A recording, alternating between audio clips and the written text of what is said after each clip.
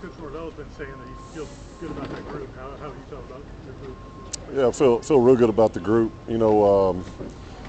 Almost 2 weeks now, and just getting to see the guys work and see their approach. Their approach is great.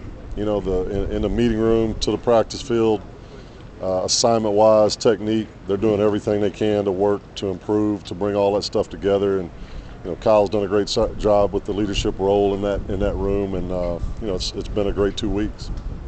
How much has Amari impressed you with the fact that he's such a young kid, two-position kid?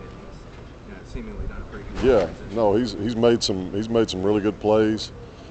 Still obviously learning. He's in high school he was a little bit more out wide on the perimeter, so the closer he gets to the ball, some of that stuff's new to him.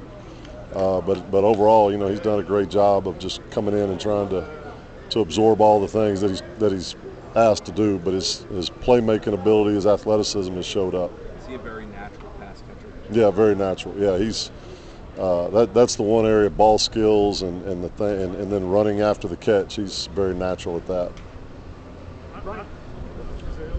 Younger guys aren't going to be where they probably need to be in terms of the physicality of that position. Yeah. So how do you manage that? Maybe they can't do everything you want them to do, but can they still help in the process? Yeah, that's always the challenge, especially if a guy has played out away from the ball, out on the perimeter more.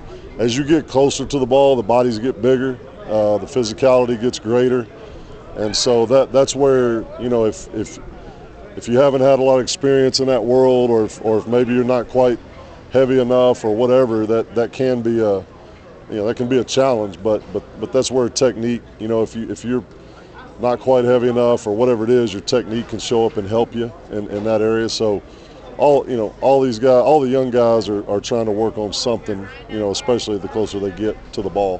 What does Jackson really need to do over the next 3 weeks and as the season starts to solidify himself in that depth chart? Yeah, just catch the ball a little bit more consistently is the main thing, because we're talking about playing close to the ball. That's where he excels. Like the physicality that he brings to the run game is at a very high level, and we need that. We need that in the room. We need that as a team. You always need that guy. But then and his route running's been really, really good. He just got to finish on some plays, and he'll do that. I got faith that he will, but that's, continue to solidify himself in that way. Brian bounced around on both sides of the ball for you. Now he's kind of found a home. How have you seen him kind of progress? Yeah, he's actually had a really good camp. He showed up in the scrimmage, with some tough runs after the catch. That's what's, he's about 242 right now, and he's got that background of being kind of a wildcat quarterback. So when he gets the ball in his hand, he's tough to bring down, and he can run. The guy can run. He's super smart. He can handle all of it really well. So he's actually had a really good camp and done some great things. Is Kyle where you thought he would be? Has he exceeded maybe expectations for you guys at this point? He's where I thought he would be. I mean, the big thing that, the big challenge with him was just making more plays down the field this year. And he didn't get a lot of opportunities. When he did, he made those for the most part. But getting him down the field a little bit more, which he showed up really well on some tough catches down the field.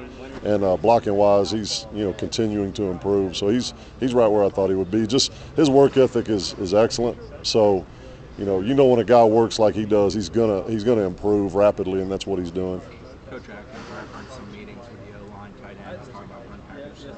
How has that helped your group, and how has your group done it? It always does. I mean, we have to tie into both worlds, the run game and the pass game, and so anytime, pretty much every day we're working with the tackles on some sort of combination block in the run game, and then sometimes crossing over, meeting with those guys to understand everything. So they've done a great job with that. Working with the O-line is always good. Again, you get closer to the ball, you got to work with those guys and understand the leverages and the bigger bodies that you're going against. I know Landon's a bit slowed, but how has he done with the mental catch-up of a freshman? Really good, really good. He's done well.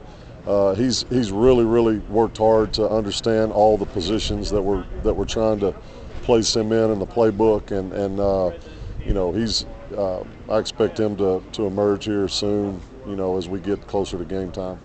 All those guys want to be catching passes, but as a coach, how refreshing is that you seem to have a room of guys that really want to block and help this run game? Yeah, that's the big thing is the willingness to go in and block. We're going to run the football here. So we've got to be, we got to excel in that area. And not only that, but special teams. We got to be unselfish in those ways. We got to block. We got to play teams.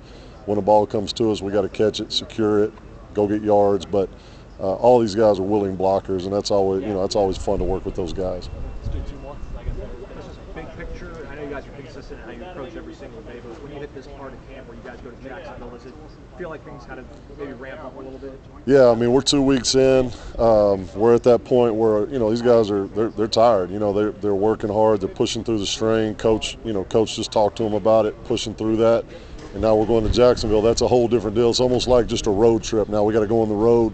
We got to operate, effectively in the meetings in a different environment like you do on the road. So I think that'll be good. I think it'll be a good transition, a good change up to get to Jacksonville and be in a different environment. The pitch to Kyle was not just a one-year pitch of what he could do in 2023, but just the full development as a guy coming from D2 to. Yeah, absolutely. I think the situation he stepped into last year was perfect, where he didn't, there was a lot of playmakers around him, and he made some plays himself, developed as a really good blocker. But like you said, that second year, that long-term plan with him, you see that playing out to where now he's emerging as more of a key guy, even than he was last year, and his role was huge last year. So it's been great to watch that. Thanks, Coach. All right, guys, appreciate you guys. Have a good one.